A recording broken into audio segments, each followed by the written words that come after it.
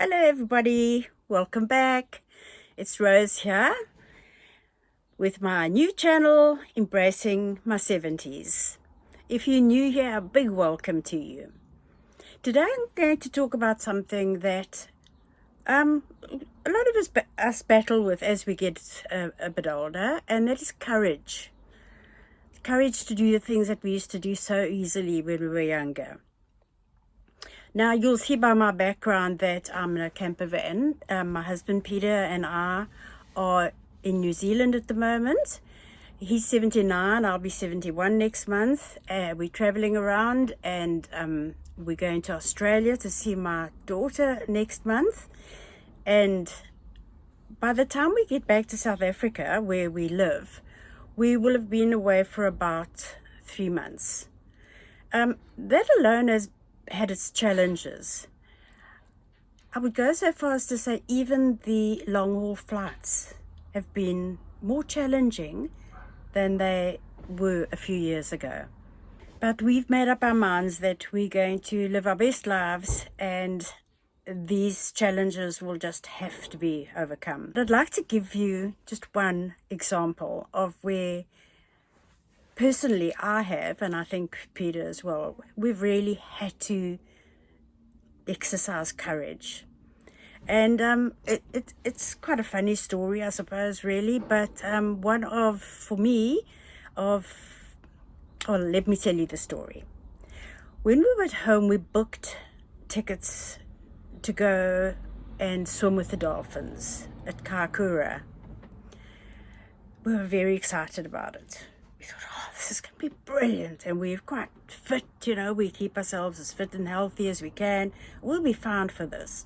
So the day arrived, and we arrived at the centre where we're going to get all our briefings and all our kit. Well, we were definitely very, very obviously the oldest people there. There were people in their 20s, 30s, maybe 40s. We could have pulled out then. It wouldn't have been embarrassing. No one would have noticed. But something pushed us on. We said, oh, no, let's go.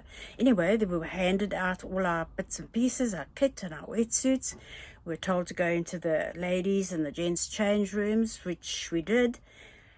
And I tell you, ladies, I was very self-conscious. Taking off my kit and getting into my wetsuit in front of all these little bodies. These firm little thin bodies. But nevertheless, anyway, I finally struggled my way into the wetsuit. I'm sure it was 10 sizes too small for me. But anyway, poor Peter had to actually come out of his changing room to get help, because he's got a shoulder replacement, and he just couldn't get it over his shoulder.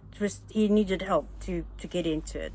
Anyway, we finally got ourselves kitted out, and we were led into a room where we were given a briefing and showing a video. And we sat there, we both said, goodness, these are really tight, aren't they? Felt like a stuffed chicken. And next we got onto the bus, and we were taken to the harbour, where we all got onto the boat. Well, now we were on the boat, there was no turning back. I suppose we could have said we'll just watch, but anyway, we were on the boat, and off we went. We went out to sea for about 40 minutes, I think. The idea is that they go until they see a pod of dolphins, and then they go ahead of the dolphins and drop everybody off. I think there were about 16 of us on the boat, drop us all off. And then as the dolphins come through, because they're so friendly, they stop and they swim around and they interact with the people. Well, I by now had my fins on and my goggles and my snorkel and all the rest. And I sort of shuffled my way to the side of the boat, walking backwards, because I was tripping myself up in these huge big fins, and not realizing that when I got to the side of the boat, I actually stood right next to the bit that opened to let the people off the boat. So there I was standing, hanging on, thinking, oh, well, I'll just stand back here and watch what the others do. And the boat stopped and they said, right, go, go, go. And the door opened and it was right next to me. And she said, go, number one, go. And I was in the water. Well, Peter and I were separated from each other within seconds. But I knew he'd be okay. I thought, nobody's going to notice. I'm going to drown here today. My yellow fins were sticking up like flags out of the water. My wetsuit was making me so buoyant. I was going onto my back and then onto my stomach. My goggles were just full of water. And I was quite sure that I was going to drown. Anyway, obviously I didn't. I managed to get the goggles up onto the top of my head, get the snorkel out my mouth, and I slowly made my way back to the boat. And I thought, no, that's it. I'm not doing this again. I can't. I'm way too old for this. Anyway, eventually all the rest got back on when it was time to move the boat along. And off we went again, chasing the pod, getting ahead of the pod. I thought, no, I'm not. They can do it on their own now. I'm not going with them. And I don't know why, I just thought, come on.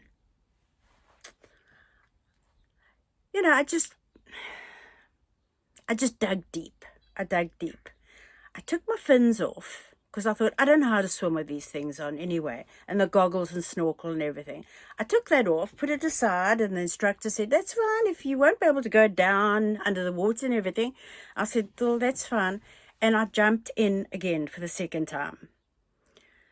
Well, it was better than the first, but not very much better. I did manage to sort of at least keep my head above water, managed to keep myself upright, and the time came to get back on the boat again, and I was very relieved. And then came the last time. Now I thought, well, you know what? I've done it. I've been into the water twice. I don't have to prove anything to go again. But I hadn't actually even seen the dolphins. I was busy drowning for 3/4 of the time. So I jumped in again. And I managed to relax. And I took myself just a little bit away from the actual crowd. Because the dolphins tend to go where the crowd is. They like all the movement. But I took myself a little away. And I just managed to keep myself upright in the water, and I was sort of going up and down on the swells. And all of a sudden, there were dolphins swimming around me. They were just swimming around me. They were jumping out of the water. They weren't touching me, but they were close enough that I could have touched them if I wanted to. It was incredible. Absolutely incredible. I felt almost like they sort of knew I was scared, and they were just not banging into me, because they do bang into some of the people. But they were jumping out of the water. They were all around me. And I think that lasted for about 5 minutes. It felt like about 5 minutes. And we were called to get back onto the boat, and then we set off back for the harbour, and that was the end of our trip. But I stepped out encouraged that third jump, because I was so afraid by then. But by doing that, I experienced something that I'm never ever going to forget. Yes, if you're not physically able to do things, then obviously you're not going to do it. I was physically able to jump into the water. I was just afraid to jump into the water. But by doing it, by getting that extra little spurt of courage, I jumped in and I had this almost spiritual experience with the dolphins. Something I will never, ever, ever forget. And I want to encourage you today. If there's something that you're afraid of, but you'd really like to do and you're physically able to do it, step out. step out with that extra little bit of courage and achieve that thing that you want to achieve. And I just wanted to share that with you because I know how we battle with things, and I will probably battle with lots more things going forward. But I wanted to share that with you. How I conquered my fear and what I achieved by doing it. Please join me again next week, and please subscribe.